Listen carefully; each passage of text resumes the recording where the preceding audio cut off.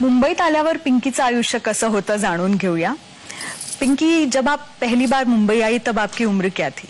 15 या 16, ऐसे 19-20 थी आसपास। अच्छा अच्छा। और आप जब भी डांस बार के बारे में बात करती हैं तो आपके चेहरे पे एक रौनक आ जाती है। मुझे बहुत तो अच्छा लगता था। वहां तक मतलब सफर कितने साल का था डांस बार तक? मतलब कि जब आपकी उम्र क्या हुई थी जब आपने डांस बार ज्वाइन कर लिया? बस वही था, वो करीब 15 या मतलब जैसे आप मुंबई में आई वैसे ही आपने डांस बार ज्वाइन कर लिया? 10 या 15 दिन के बाद में। ओह अच्छा, ओके। और वहाँ का जीवन कैसा था? जब आप आई थी तब तो आप शादीशुदा नहीं थी, आप शादीशुदा थी? बच्चे थे हमारे 2। हैं? इतनी छोटी उम्र में? अच्छा ठीक है। तो जब आप शायद 15 साल की थी तब आपको पहली बेटी हुई है ना? अभी जब ऐसे मर्द लोग, तब मैं आपको बता ही देती हूँ। बताइए। फिलहाल मेरा बलात्कार हुआ था, तो ये डर से मैं अच्छा किसी से, कोई मुझे पसंद, मेरी बुआ के पास रहती थी, मेरे पापा इतना नहीं कर पाते थे, तो हमारे पापा ने हमारी बुआ के पास भेज दिया था। तो कोई मिलना आता था एक लड़का, फिर उनसे बच्चे हुए। और उसके बाद फिर आप बम्बई आई? फिर उसके बाद तो दोनों बेटियों को लेकर आई आप साथ में बम्बई? फिलहाल नहीं, गांव में रखा था। अच्छा। और आप जब आई तो 10-15 दिन में आपने डांस बार शुरू कर दिया, नौकरी। तो वहाँ पर आपका जीवन कैसा था? आप कहाँ पर रहती थी? किसी के साथ रहती थी? हाँ, किसी के साथ मैं रहती थी। यहाँ फारस रोड वो बच्चू सेठ की बाड़ी। अच्छा। उसके बाजू में मतलब गुलशन महल था। अच्छा। फिलहाल उसमें रहती थी मैं। अच्छा। जैसे एक छोटा सा, उसी में बाथरूम, मतलब उसी में खाना। एक ही कमरा था? एक ही कमरा छोटा, उसमें 10-12 लड़के रहते थे हम लोग। और कितने रात तक कितने बजे तक काम करना पड़ता था? 4 बजे तक। अच्छा। और आपके पास सिक्योरिटी वगैरह थी? हाँ, सब थे। अच्छा, वो आपकी देखरेख करते थे? हाँ, अच्छे लड़के पहुंच गए, ये नहीं पहुंचे, अच्छे से करते थे। लेकिन काम आपका, जैसा आपने कहा आपको डांस का बहुत शौक है, बहुत, मतलब वो आपको विरासत में मिली है डांस। तो उस कला को करते समय आपको कभी कहीं बुरे अनुभव आए? नहीं, ऐसा कुछ नहीं। वैसे फिलहाल हमारे होटल के सेटर ना बहुत अच्छे थे। अच्छा। और फिर जो मैं डांस करती थी, कलेक्शन भी अच्छा उठाती थी। अच्छा। तो उनके जो भी दोस्त सब लोग आते थे, मुझे डांस करते थे। जब भी लास्ट में रुकते थे तो ज्यादा अक्सर करके मुझे रोकते थे। अच्छा। और वो एक ही गाने पे ज्यादा डांस करवाते थे मुझे। कौन सा? मतलब दिल्ली शहर में मारो घाघरो जो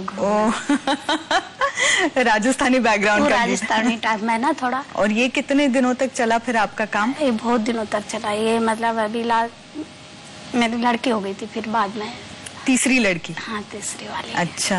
आपके समाज में, जैसे आपने कहा आप नट समाज की हूँ, तो उसमें औरतों के लिए और मर्दों के लिए अलग नियम हैं क्या?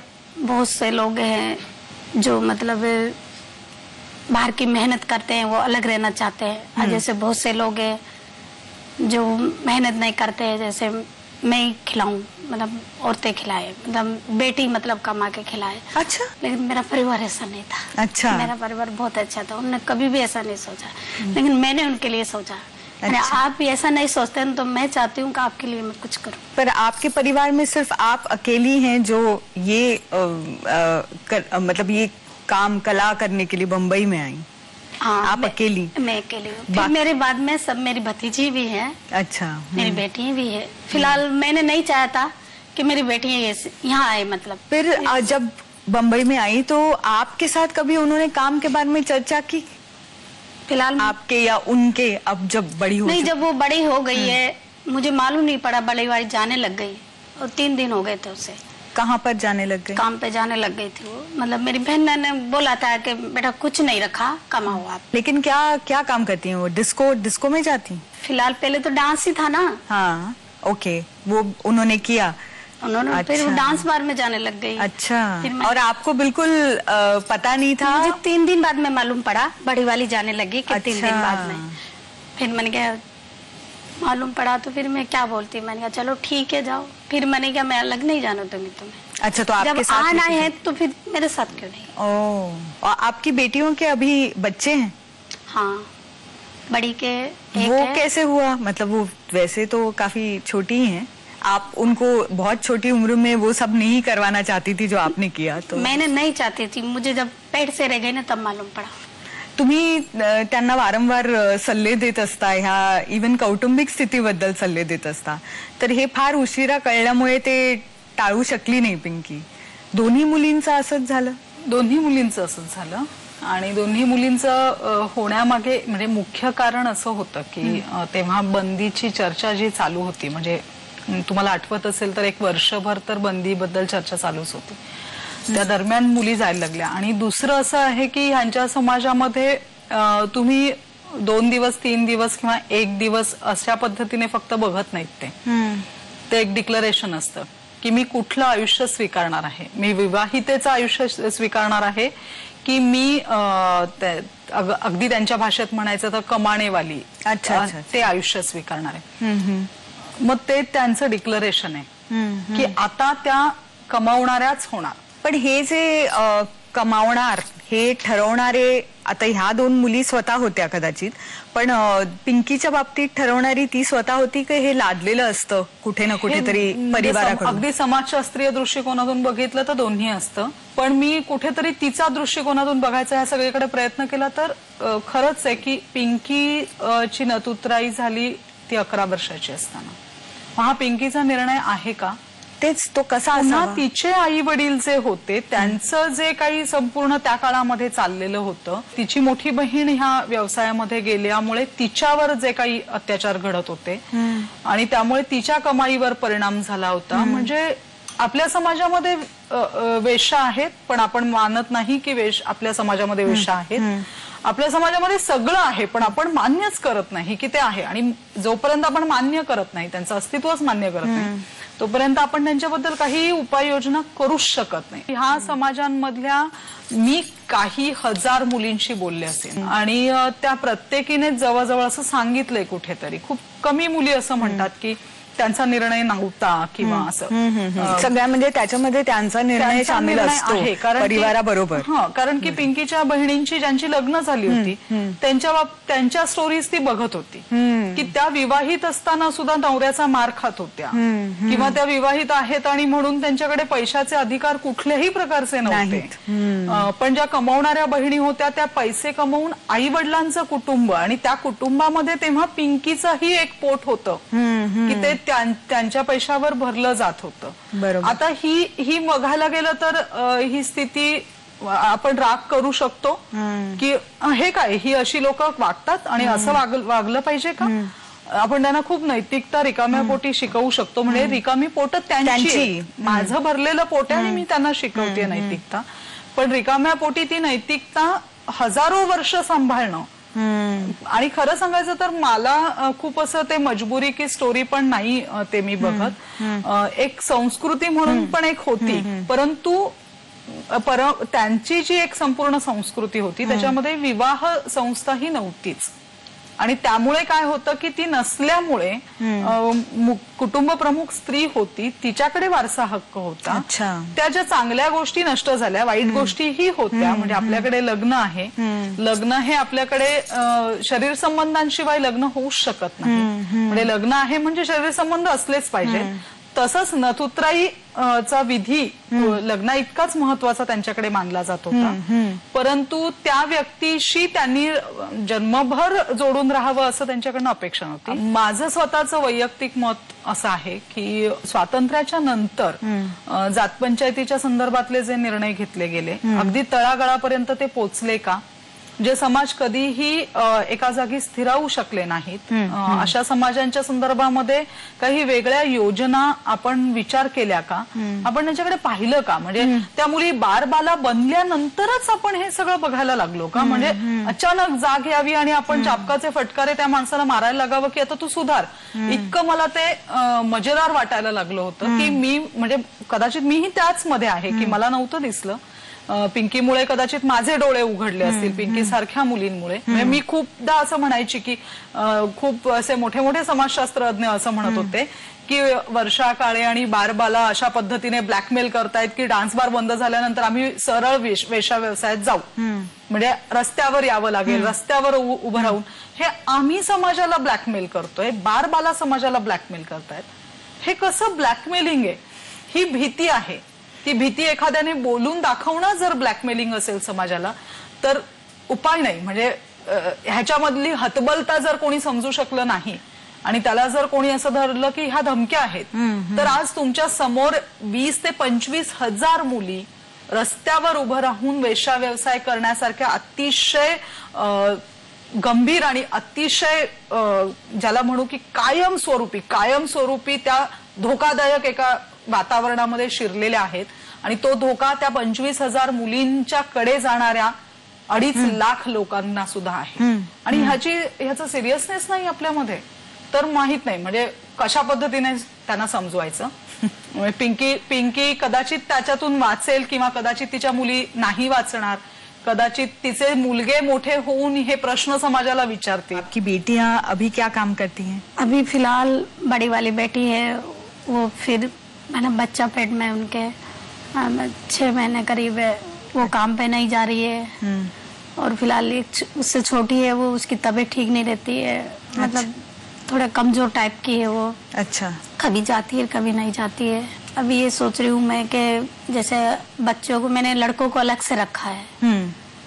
किस तरह से? मैं इस तरह से अलग से रूम में रखा है. मतलब लड़के लोग बात करती हैं, लड़कों के मतलब दिमाग में ऐसी बात नहीं आए. अच्छा. तो इस वजह से मैंने अलग रूम लिया. लेकिन अभी फिर भाड़ा भी ज्यादा है, 2 रूम का खर्चा है, मेरा आदमी की भी इतनी हालत नहीं है. तो गुजारा कैसे होता है घर का? अभी गुजारा तो फिलहाल ये है कि तो कुछ ये कर रहे हैं, कुछ नीलू के आदमी है ना, वो कर लेते हैं थोड़ा बहुत. वो भी मतलब आपकी बेटी के आदमी? हाँ वो. अच्छा. अभी बीच में मैं काम पे जाने लगी थी तो बेटी बोलती है भाई हमें जाने दो, आप हमें कमाने दो. अभी हमारी भी बेटी हैं. आप सोचती हो हमारे बारे में, हमें अच्छा लगता. ठीक है, तो हम हमारे बेटियों के बारे में सोचे तो आपको बुरा क्यों लग रहा है? अभी हमें कमाने दो. अभी वो लोग डिस्को में जाना चाहती है, लेकिन मैंने फिर भी उनको रोक रखा है. मैंने थोड़ा बस वर्षा मैडम ने बोला हुआ है ऐसे नहीं, तुझे बहुत हेल्प होगी, तुझे भी हेल्प होगी, तेरे बच्चे अच्छे से रहेंगे, अच्छे से पढ़ पाएंगे, तेरी बुक निकल जाएगी. तो इसलिए मैंने थोड़ा उनको कुछ डराती भी हूँ, कुछ लड़ती भी हूँ, गुस्सा भी करती हूँ. कहाँ ना तो पढ़ी लिखी है. ऐसे मेरे आदमी ने बहुत चाहा था, तो छोटी वाली को बोला था मैं कुछ भी करूँगा, तेरे को एक दुकान लेके दूंगा, ब्यूटी पार्लर खोलना, उसका कोर्स करो. मैं कुछ भी करूँगा ना, अपने आप को बेचूंगा, ये करूँगा. फिर उनके इसमें पेट भर जाएगा अपने सबका? नहीं भरेगा ना. और फिर मैं क्यों गंदगी साफ करूँ? मेरी बहनें क्या गलत कर रही है? पर मतलब ब्यूटी पार्लर के बिजनेस में भी काफी बाद में काफी ज्यादा पैसा मिलता है. लेकिन उनको मालूम है ना कि वो एक टाइम का अच्छा सा खाना नहीं कर पाते घर वाले, तो ये लोग कहाँ से करेंगे? पर जब परिस्थिति अच्छी नहीं थी तब उन्होंने कभी सोचा कि इस बात के बारे में कि भाई बच्चे पैदा हो तो ज्यादा जिम्मेदारी ही बढ़ेगी, ऐसा कभी उनके मन में आया था या ये गलती हो गई उनसे? क्या गलती हो गई, अनजाने में हुई हो चाहे जाने कारण में हुई हो, लेकिन होगी गलती, आ भी जाता. इंसानी उम्र भी ऐसी होती है. फिर भी मैंने तो बोला था उनको, जब पहले बेटी बड़ी वाली जब पेट से थी तो बोला था भाई आप शादी कर लो.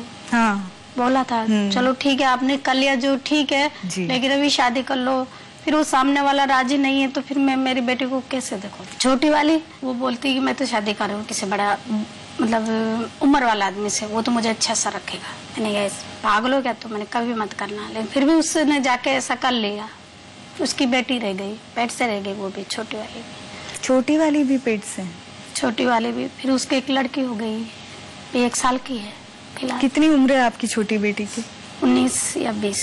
वो जो जिनसे ये बच्चे हुए हैं वो कभी कभार पैसे देते हैं क्या? बाई चांस कभी कभी. अच्छा, मतलब मन हुआ तो देते हैं, ऐसी कोई जिम्मेदारी नहीं होती? मतलब जिम्मेदारी नहीं है. आपको क्या लगता है कि आपकी जिंदगी आगे चलकर कैसी होनी चाहिए? मतलब एक बार डांस बार बंद होने के बाद जो आपकी जिंदगी हुई उससे उभरने का क्या मार्ग है? या तो गलत करके कर सकते हैं, या फिर मेरी किताब में कुछ सच्चाई है, उससे थोड़ा कुछ मेरे बच्चे अच्छे रह सकते हैं, अच्छे से रह सकते हैं। आपकी तरह बहुत सारी आपकी शायद सहेलियां हैं जो से है ना? जैसे मेरा समाज है, जैसे बहुत से लोग जानते नहीं है, उनको सब किसी की जानकारी हुई है, उन लोगों के लिए कुछ अच्छा हो तो मुझे अच्छा होगा। जैसे मेरे समाज में बहुत है, जैसे बोलेंगे नहीं नहीं ये इसकी वजह से देखो कितना अच्छा हुआ, तो जैसे मैं बोलने लगी हूँ किसी के भी सामने, तो शायद वो लोग भी बोलने की अपने दिल की बात शायद बोलने को नहीं, अच्छा बोलने से देखो कितना आगे होता आदमी, अपनी जानकारी देने से कितना अच्छी बात है, तो शायद वो भी हिम्मत कर सके। क्या बोलना चाहोगे अगर मौका मिले आपको बहुत बड़े आदमी के सामने खड़े होके कुछ बदलाव लाने का, तो क्या बताएंगे आप उनको? बस मैं तो यही बताऊंगी कि बस औरतों के साथ इतनी बेइंसाफी नहीं करना चाहिए, उनकी हकीकत देखना चाहिए कि ये क्या है क्या नहीं है। गवर्नमेंट ने तो देखे बिगर ही जिंदगी हमारी पता नहीं कहाँ तबाह कर दी। तुम्ही सांगा, तुम्ही आता इतकं वर्ष या डान्स बार असोसिएशनच्या अध्यक्ष आहात, तर किती मुली तुमच्या नजरेखालून गेलेल्या ज्यांची चांगली आयुष्य झाले, बदलाव आलेला आहे त्यांच्या आयुष्यात, असं घडलेलं दिसून येतं का?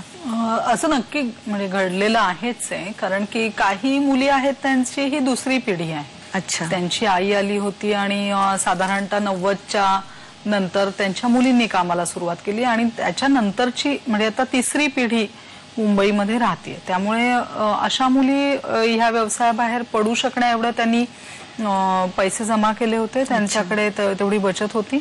काही मुलींनी पार्लर्स काढली, ब्युटी शॉप्स काढले, काहींनी त्याच काळामध्ये त्यांनी थोडं फॅशन डिझायनिंगचा पण कोर्स वगैरे केला होता. काही योगायोगाने 9वी 10वी पर्यंत पोहोचल्या होत्या. खूप कमी प्रमाणे 53% मुली अजिबातच निरक्षर अशा मुली आहेत म्हणजे आमच्या स्टडी प्रमाणे. काही मुलींना युनियनच्या प्रयत्नांनी कॉलेजमध्ये म्हणजे ओपन युनिव्हर्सिटीज मध्ये आम्ही घालण्याचा प्रयत्न केला आणि त्यांची इच्छा होती, कारण की त्यांच्या घरात कमावणारे अजून 1-2 जण अवेलेबल होते. तर असं आहे म्हणजे काही मुलींनी व्यवसाय बदलले, कारण काहीतरी सपोर्ट असायला पाहिजे त्यांना. बरोबर. पण मराठी मुली साधारण किती आहेत? डान्सर मुली 8% पर्यंत मराठी होत्या. बरं. वेटर सर्व्हिस ज्याला म्हणतात त्यांच्या भाषेमध्ये, तर वेट्रेसिंग करणाऱ्या मुली ह्या साधारण 35% मुली ह्या मराठी होत्या. बरं. आणि सिंगर मुलींमध्ये पण मराठी मुलींचं प्रमाण बॅनच्या आधी जास्त होतं. अच्छा. आता कारण की डान्सर मुली सिंगर पण झाल्यात आणि वेटर पण झाल्यात, तर हे प्रमाण अगदी व्यस्त झालंय.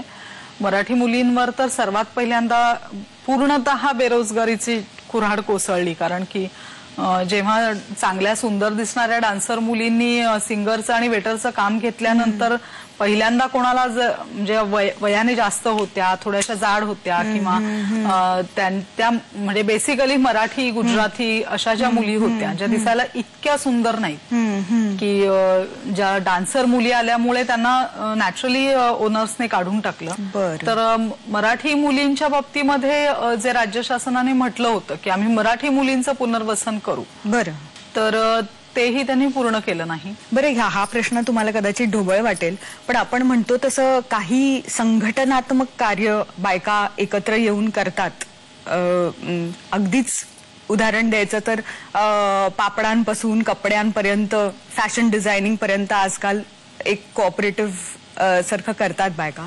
तसा काही बार असोसिएशननी ह्या सगळ्या बायका ज्या आहेत, ज्यांना पर्याय जर ती म्हणते तसं फारच वाईट पर्याय आहे, नाहीतर वाईट आयुष्य आहे, तर ह्याचा काही विचार केलाय का बार असोसिएशनने? नाही, असं केलं, अनेकांनी खूप मदतही केली आहे, परंतु त्याचा गाजावाजा करण्यासारखं परिस्थिती नाहीये, कारण की इतक्या वाईट पद्धतीने स्टॅम्प केलं गेलंय ना की ह्या बारबाला आहेत. म्हणजे जेव्हा असं म्हटलं गेलं की त्यांना होमगार्डचं काम देण्यात येईल, तेव्हा होमगार्ड मध्ये आधी असलेल्या स्त्रियांनी त्याला विरोध केला की बारबाला जर येणार असतील तर मग आमच्याकडे बघण्याचा दृष्टिकोन लोकांचा बदलेल, म्हणून ह्यांना इथे नको.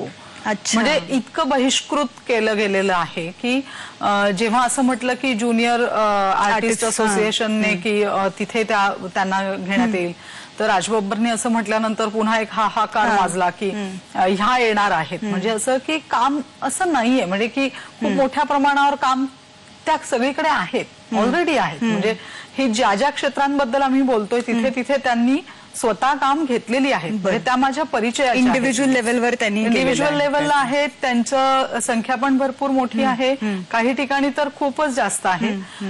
परंतु मोठ्या मोठ्या डान्स अकॅडमीज मध्ये मुली स्वतः थोडंसं शिकून मग त्याच्या थ्रू वगैरे जायला लागले. आयुष्य स्वतः म्हणजे कुठलंही जीवन असू दे ते स्वतःचा मार्ग शोधतच असतं ना, आणि शक्यतो ते स्वतःला अडचणीत आणण्याचा प्रयत्न करत नाहीत. आम्ही एक वसतिगृहाचा प्रयत्न करायचा निर्णय घेतला की मुलांना ह्याच्यातनं लांब ठेवायला पाहिजे. म्हणजे मेन कन्सर्न आहे सगळ्यांची तीच असते. आणि म्हणून त्याच्यासाठी जे काही प्रयत्न समाजाने, लोकांनी, नेत्यांनी सगळ्यांनी मिळून करायला हवेत. आणि आम्ही प्रयत्न जे करतोय त्याला कदाचित थोडा तरी हातभार लावायची गरज आहे की नाही. काय प्रयत्न चालू आहेत तुमचे? म्हणजे आम्ही असा प्रयत्न केला की काही मुलांच्या दुधाचा खर्च म्हणजे महिन्याचे एक 500 रुपये जरी त्यांच्यापर्यंत पोहोचवता आले तर ती आई आमच्याशी बोलते किंवा त्यांच्या घरातली लोक आम्हाला ऍक्सेप्ट करतात. आणि मग ते जसं पिंकीच्या घरामध्ये एक आम्ही प्रयत्न करतो की ठीक आहे पुस्तक तिचं येतंय ना, आणि त्याच्यामुळे तिचा डायलॉग तयार होईल आणि ती त्याच्यावरनं त्यांना इथपर्यंत म्हणते की तुम्ही ह्या कामात जाऊ नका. बरोबर. कुठेतरी आमचं अशा पद्धतीचं जे हस्तक्षेप आहे तो करण्याचा आम्ही प्रयत्न करतोय, मुलांच्या माध्यमातून करतोय. काही ठिकाणी स्वतः ज्या मुली आहेत ज्या 25 वयोच्या आसपासच्या आहेत त्यांना शिकवण्याच्या पद्धतीने करतोय. मला वाटतंय की खूपच गरज आहे. म्हणजे हे अशा पद्धतीचं जीवन जगणारे लोक आहेत आणि कितीही सरकारने त्यांना स्टॅम्प केलं तरी आपल्यामध्ये तर काही सुज्ञ, काही संवेदनक्षम लोक आहेतच. पिंकी, आपका आत्मचरित्र आ रहा है, उसके लिए हमारी तरफ से आपको ढेर सारी शुभकामनाएं. मैं सोचती हूँ कि अगर ये आत्मचरित्र लोग पढ़ें तो डेफिनेटली आपका जो नट समाज है उसके प्रति उनकी संवेदना बदलेगी. हमारी तरफ से आपको शुभकामनाएं आणि तुमच्याही कामासाठी तुम्हाला खूप खूप शुभेच्छा. इथे आल्याबद्दल खूप खूप धन्यवाद. अशाच विचार करायला प्रवृत्त करणाऱ्या गोष्टी घेऊन आम्ही येत राहू. पाहत रहा विवेल सोप्स प्रस्तुत याला जीवन ऐसे नाव.